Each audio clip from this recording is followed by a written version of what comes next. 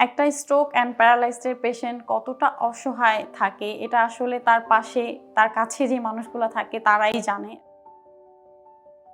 এই প্রফেশনে আসার মোটিভেশন হচ্ছে আমার দাদু। তিনি অসুস্থ হয়ে অনেক দিন বিছানায় ছিলেন। ওনার যত সাপোর্ট লাগতো ওগুলা টুকটাক আমি করতাম। করার পর মনে হয়েছে যে আসলে এই কাজটা মানে যখন একটা মানুষ বিছানায় পড়ে যায় তখন তার এরকম একটা যত্নের প্রয়োজন হয়। মানুষের সেবা করাটা তো অনেকটা একটা তৃপ্তির কাজ, শান্তির কাজ। অ্যান্ড এটা আমার কাছে তখনই মনে হয়েছে যে আমি আসলে এই সেবাটা আমার করতে পারলে আমার ভালো লাগবে। আমার বর্তমানে পেশেন্ট হচ্ছে স্ট্রোক অ্যান্ড প্যারালাইজড। সকালবেলা যাওয়ার পর ওনার যে হ্যাপি একটা মুড দেখে উনি আমাকে দেখে অনেক খুশি হয়ে যায় যে আমি আসছি, এখন ওনার সারা দিনটা অনেক ভালো কাটবে। আমরা কেয়ার গিভাররা যখন একত্র হই আমাদের অফিসিয়াল ট্রেনিংয়ের মাধ্যমে ACCL এর যে ট্রেনিংগুলো করানো হয় তখন তো আমরা সব কেয়ার গিভার একসাথে হই। তো তখন আমাদের মধ্যে কথা হয় যে কার পেশেন্ট কীরকম, কে কোন টাইপের পেশেন্ট হ্যান্ডেল করতেছে, কারো patient dementia, Parkinson, paralysed, stroke. তো তখন প্রত্যেকের অভিজ্ঞতা শেয়ার করি আমরা যে নতুন নতুন কি কি প্রবলেম ফেস করি আমরা, কি কি পেশেন্টের কোন ধরনের পেশেন্টের কি কি কাজ করা লাগতে পারে, বা নতুন কিছু থাকলে যে এই অভিজ্ঞতাটা আমার হয়েছে।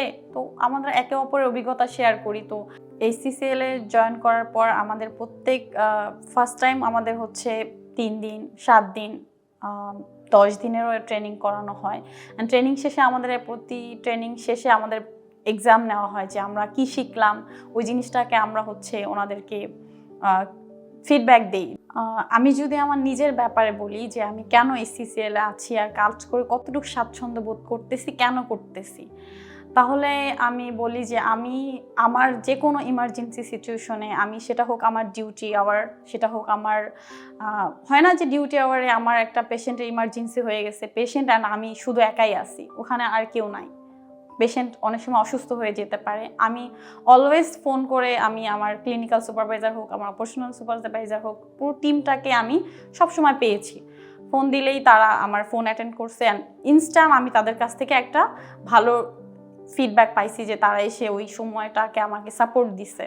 অ্যান্ড এর বাইরে যদি বলি আমার ফ্যামিলি প্রবলেম হয় যে আমি ডিউটি আওয়ারে আছি, আমার একটা ইমার্জেন্সি ফ্যামিলি ইস্যু হয়েছে যে আমার ছুটি লাগতেছে, আমার লিভে যাওয়া লাগতেছে, আমি যদি আমার সুপারভাইজারদেরকে কল করে বলেছি যে আমার এখন ছুটি লাগবে, অ্যান্ড ইনস্ট্যান্ট তারা আমার প্রবলেমটা তারা বুঝতে চেষ্টা করছে, বুঝছে, অ্যান্ড আমাকে ওই সময়টাতে আমাকে যেভাবে হোক মেন্টালি হোক অ্যান্ড আমার কাজের ক্ষেত্রেও আমাকে সাপোর্ট দিয়ে একটা ব্যাকআপ দিয়ে আমাকে ওই সুযোগটা তারা করে দিয়েছে অলওয়েজ। আমি এই দিক থেকে আমি ACCL এর প্রতি আসলেই অনেক বেশি স্যাটিসফাইড। তাদের কাজ আমি খুবই স্বাচ্ছন্দ্য বোধ করি ACCL এ কাজ করে, আর এটা আমার খুবই একটা কমফোর্ট জোন। আমি আমার অভিজ্ঞতা থেকে কিছু কথা শেয়ার করতে চাই। সেটা হচ্ছে আমার কাজের ক্ষেত্রে এরকম হয়েছে যে আমি একটা পেশেন্ট পাইছি যেটা উনি একদম বেডে, ওনার কোনো জ্ঞান নাই, সেন্স নাই, ওনার NG টিউব পরানো আছে, ক্যাথেটার পরানো আছে, হাতে ক্যানোলা আছে। সেই পেশেন্টটা আমরা সার্ভিস দেওয়ার পরে দেখা গেছে আমি সেবা করেছি, সব কিছুর মালিক তো আল্লাহ, আমরা জাস্ট উসিলা। তো আমি সেবা দেওয়ার পরে দেখা গেছে যে এক পর্যায়ে সেই পেশেন্টটাই